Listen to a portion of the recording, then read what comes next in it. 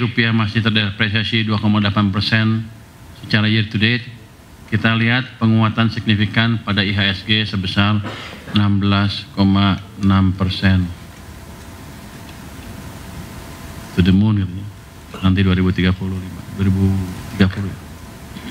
Di sisi lain, yield SBN 10 tahun turun tajam 88 basis point, jauh lebih dalam dibanding dengan beberapa negara peers. Ini menjadi sinyal positif bahwa persepsi risiko terhadap Indonesia semakin menurun, sekaligus mencerminkan efektivitas bauran kebijakan kita dalam menjaga stabilitas dan daya tarik pasar surat utang domestik. Kalau Anda lihat di situ yieldnya turun 88 basis point. Jadi kepercayaan ke surat utang kita bagus. Untuk saya untung, kenapa kalau terbitan surat utang nanti bunganya lebih murah. Jadi cost of capital saya lebih rendah dibanding sebelumnya. Ini juga menggambarkan kepercayaan investor asing dan domestik terhadap masa depan ekonomi kita yang dianggap stabil dan mungkin kedepannya akan lebih bagus lagi prospeknya. Next.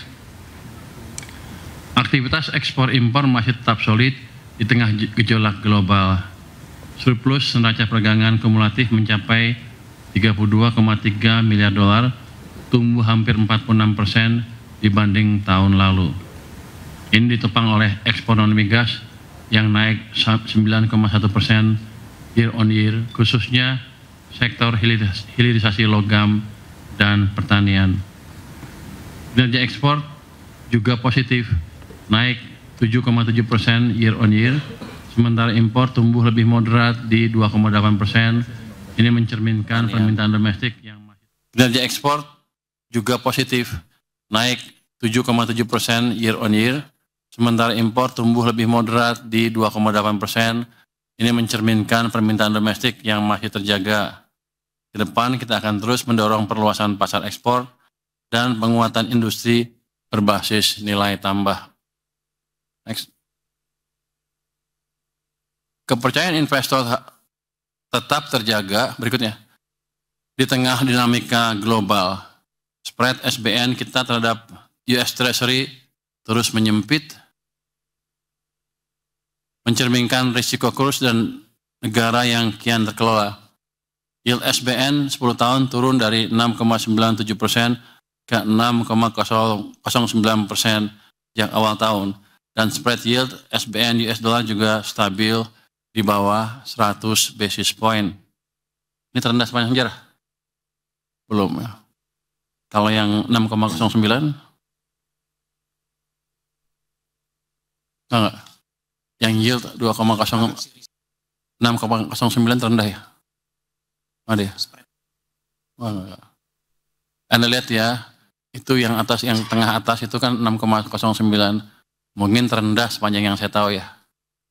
Ini artinya cost. Jadi cost bukan spread yieldnya. Jadi cost of capital untuk keuangan lebih murah dibanding sebelumnya. Ini menggambarkan ya orang lebih percaya keuangan kita, dan ya walaupun saya nggak suka utang banyak-banyak, tapi kalau utang jadi bunganya murah. Jadi biaya pembangun akan turun terus ke depan. Meskipun terjadi net outflow sebesar 158,6 triliun rupiah, terutama dari SRBI sebagai bagian dari strategi moneter longgar, pasar SBN masih mencatat net inflow sebesar 26,7 triliun rupiah.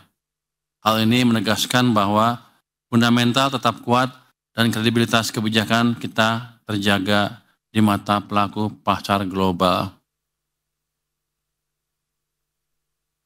Jadi inflow-nya itu positif ya, cukup banyak. Next, itu balik. Itu minat beli investor global membaik dengan gambar tengah tuh ya. Yang garis-garis itu tadinya turun negatif. Sekarang negatif sudah semakin kecil. Sepanjang tahun ini angka terakhir sudah menunjukkan hanya minus 3%. Kalau lihat negatifnya minus 3 triliun. Ini kalau lihat gambarnya, kurvanya itu kelihatan sekali ada perbaikan yang signifikan dalam triwulan keempat ini. Ini sampai dengan 10 Oktober Jadi sudah ada perbaikan yang dilihat oleh investor di perekonomian kita. Triwulan 3 itu masih negatif besar, 111 triliun, sekarang tinggal sedikit. Jadi saya harap sih ke depannya dengan kebijakan kita yang strong dan pro growth, asing akan lebih percaya ke kita dan akan banyak lagi, akan semakin banyak, bukan akan, global akan mulai masuk ke sini secara net dalam waktu yang tidak terlalu lama. Next. Kita melihat aktivitas domestik terus menunjukkan ketahanan dan ketangguhan. Penjualan retail tumbuh positif, proporsi konsumsi masyarakat terus meningkat, dan PMI manufaktur kembali ke zona ekspansi. Ini menandakan permintaan domestik tetap kuat. Anda lihat yang tuh, yang kiri atas, tren penjualan retail yang tadinya katanya lesu, ini tadinya Agustus turun, September gonjang-ganjing turun sedikit di awal bulan mungkin, tapi habis itu recover, sekarang tumbuhnya 5,8%. Ini betul angkanya ya. Jadi ini tertinggi dalam setahun setengah terakhir.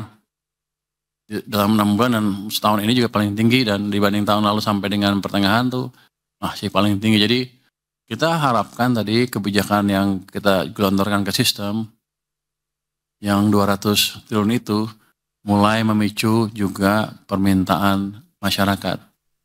Orang kan sanksi katanya, apakah itu bisa menimbulkan demand? Kelihatannya strategi saya betul, demand-nya mulai tumbuh lagi. Jadi perilaku ekonomi kita sesuai dengan di buku-buku teori ekonomi yang betul ya. Kalau dikasih uang cukup, akan tumbuh demand-nya. Terus yang di bawah,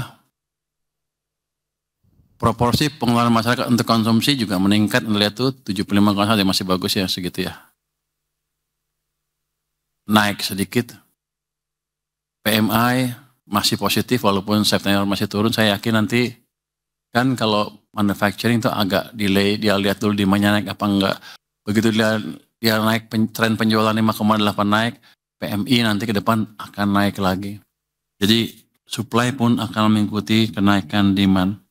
Konsumsi listrik sektor bisnis, industri, dan rumah tangga masih tumbuh, masing-masing 4,7%, 4,1%, dan 0,7% pada September 2025. Ini indikator penting bahwa aktivitas produksi dan jasa masih berjalan aktif di tengah ketidakpastian global. Tapi yang jelas adalah trennya bukan aktif aja, tapi cenderung meningkat. Kita harapkan Oktober, November, Desember akan lebih kencang lagi naiknya. Next, pemerintah menempatkan 200 triliun rupiah kas negara di Himbara untuk memastikan likuiditas ekonomi tetap terjaga. Dengan tingkat bunga rendah, langkah ini mampu mendorong pertumbuhan kredit yang lebih agresif. Kalau kita lihat kan pertumbuhan ini salah. Angkanya merah itu 13,2 adalah M0-nya atau base money. Anda lihat kan tadinya di 0. Ketika kita injek money, kita pindahkan 200 triliun, M0-nya tumbuh sekarang di 13,2%. Itu menunjukkan uang di sistem perekonomian memang bertambah dengan signifikan. Jadi harusnya ke depan ekonominya akan tumbuh juga. Kalau kita lihat yang diserap sebelah kanan ya, sampai akhir September, lebih dari 112 triliun telah disalurkan kembali ke masyarakat dalam bentuk kredit produktif. Artinya, lebih dari separuh dana yang ditempatkan sudah bekerja untuk menopang konsumsi, investasi, dan pertumbuhan ekonomi nasional. Inisiatif ini bukan hanya soal likuiditas, ini soal penciptaan multiplier effect, menurunkan cost of fund, mendorong pembiayaan sektorial, dan menjaga momentum pemulihan.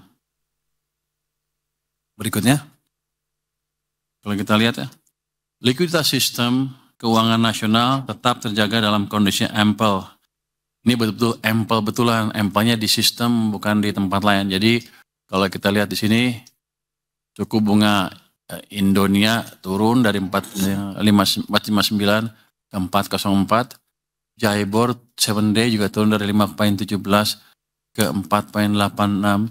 Jadi memang uang yang kita gelontorkan sudah bisa menurunkan tingkat suku bunga pasar antar bank, itu cermin dari Indonesia dan JIBOR tenor 7 hari. Artinya bunga pinjaman juga akan turun nanti pelan-pelan. Jadi impact dari kebijakan kita real. Next. Kita lihat sekarang perkembangan indikator asumsi dasar ekonomi makro 2025.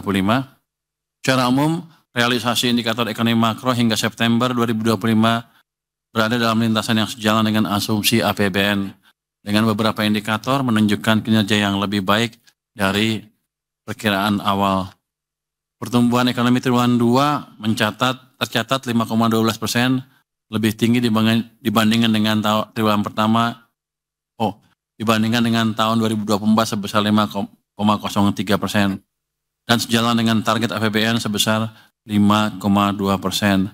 Pertumbuhan didorong oleh konsumsi rumah tangga yang resilient serta investasi, terutama di sektor konstruksi dan hilirisasi industri yang tetap menjadi motor utama. Inflasi umum terkendali di 2,65% sampai dengan September, sedikit lebih tinggi dari target 2,5%, namun masih dalam rentang sasaran. Inflasi volatile food memang mengalami lonjakan sementara, namun tetap dapat direspon melalui penguatan intervensi harga dan stabilisasi administered prices. Barang-barang yang dikontrol pemerintah harganya. Nilai tukar rupiah bergerak relatif stabil di 16.534 rupiah per dolar, masih jalan dengan asumsi APBN sebesar 16.000 rupiah per dolar. Penguatan dolar global dan tensi geopolitik menjadi tantangan, namun dukungan fundamental domestik tetap kuat. Saya yakin nanti triwulan keempat, begitu mereka tahu. SBN 10 tahun kini berada pada level 6,09%, lebih rendah dibandingkan dengan asumsi APBN yang sebesar 7%. Kalau gini, salah asumsinya. Masa miss-nya 1%.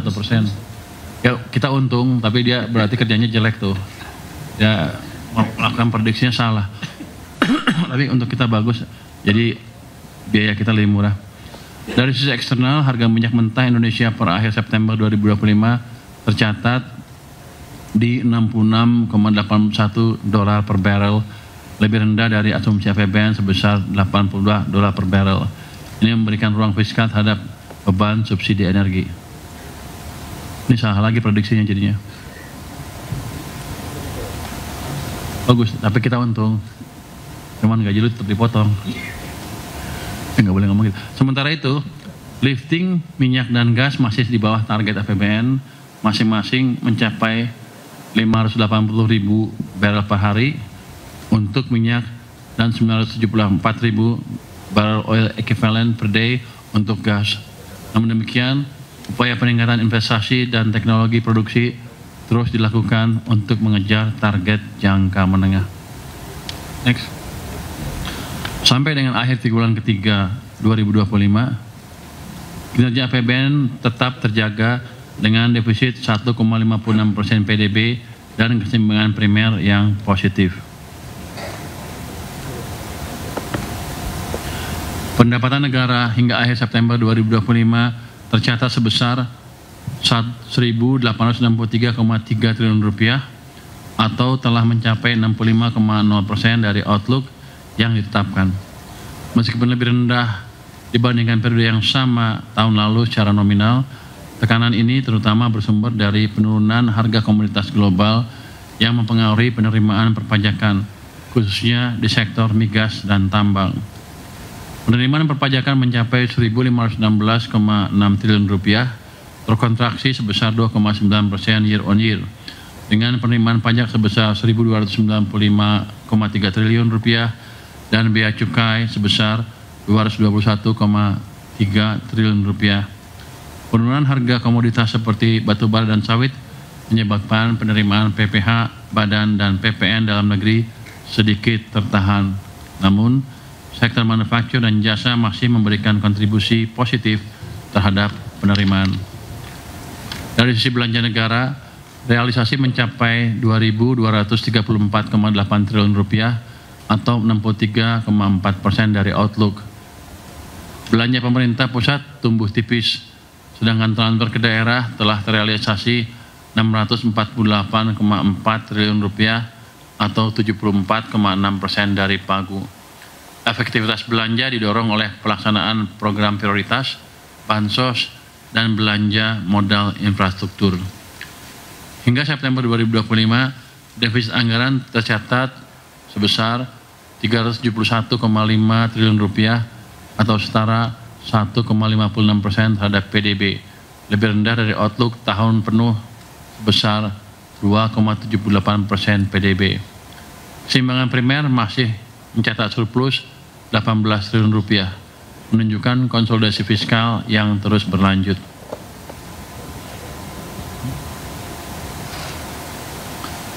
Tren ini menunjukkan APBN tetap adaptif dan kredibel, menjaga keseimbangan antara dukungan terhadap pemulihan ekonomi dan kesinambungan fiskal dalam jangka menengah. Next.